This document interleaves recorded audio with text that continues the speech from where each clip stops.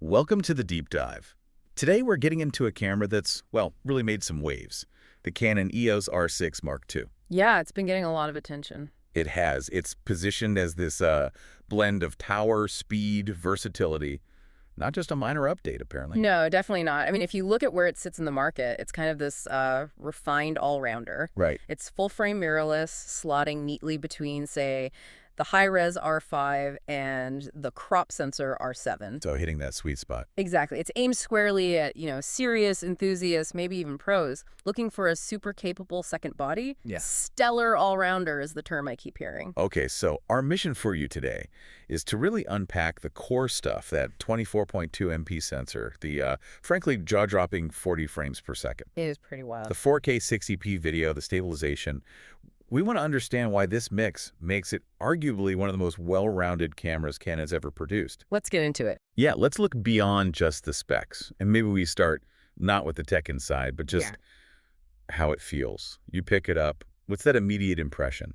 Well, the first thing is it feels like a Canon, and that's a good thing for a lot of people. Similarity, yeah. Exactly. That classic deep grip they do so well. It just feels right in the hand, very secure, even if you stick a bigger lens on the front. And that matters, right? If you're shooting all day, say at a wedding or something. Oh, absolutely. Bad ergonomics can ruin a long shoot. And weight-wise, it strikes a really nice balance, I think. How so? It's about 670 grams.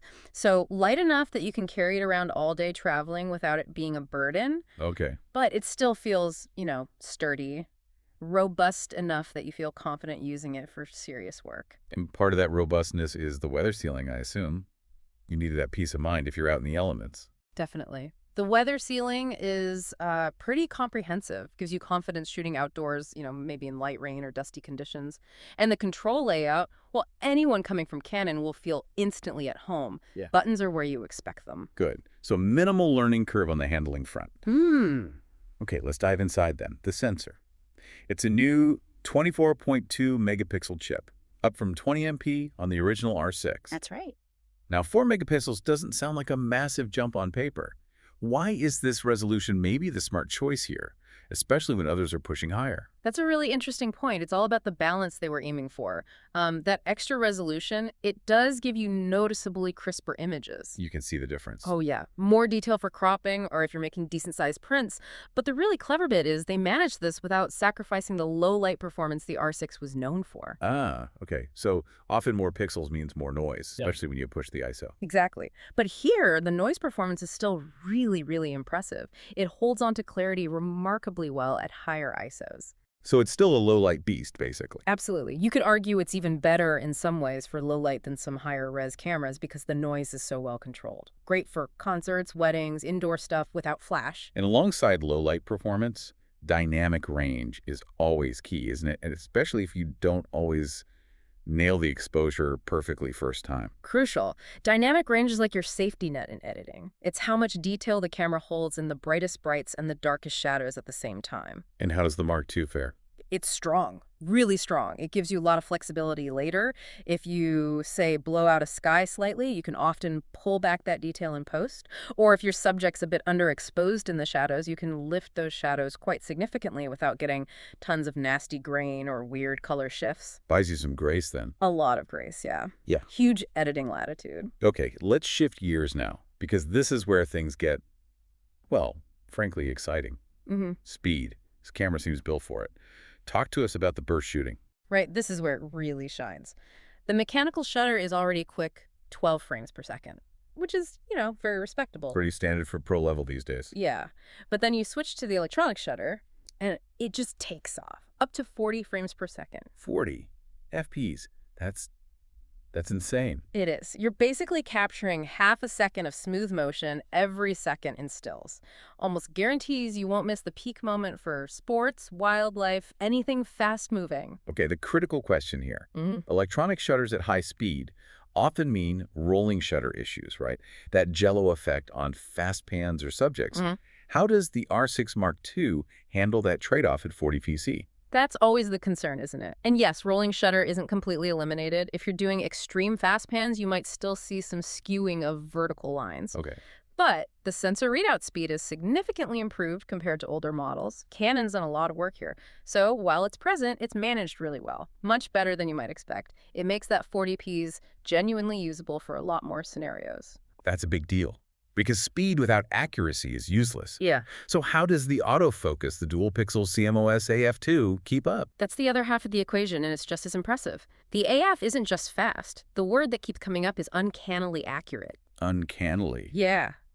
It uses deep learning AI for subject recognition and tracking. It locks onto eyes, faces, heads, but it also intelligently identifies and tracks animals, birds, cats, dogs, horses, and even vehicles like cars and motorbikes. And you don't have to tell it what you're shooting, it just figures it out. Pretty much. It makes the whole process feel almost effortless. The focus just sticks, even with erratic movement. It frees you up to think about composition and timing, not wrestling with focus points. Effortless focus at 44Ps. That really does sound like a hybrid powerhouse.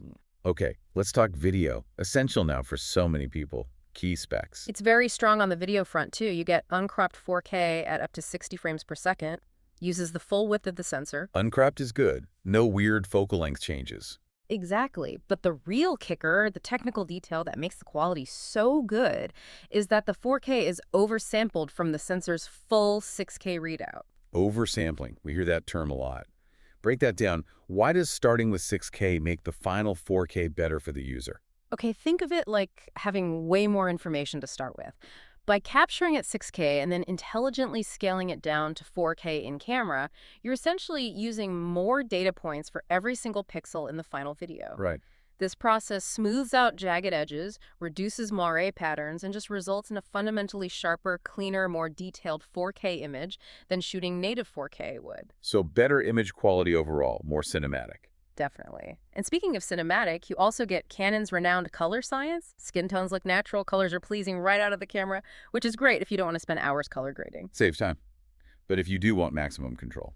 Then there's the option for 6K ProRes raw output over HDMI to an external recorder. That gives you the absolute maximum data for serious post-production flexibility. That's a proper pro feature. Heavy-duty stuff. Now, something that benefits both stills and video. Stabilization. The IBIS, in-body image stabilizer. How effective is it here? It's another headline feature, honestly. The IBIS works together with the optical IS in compatible RF lenses. Coordinated IS. Right. And together they can deliver up to, wait for it, 8 stops of stabilization. 8 stops? Yeah. That's huge. What does that actually mean in practice?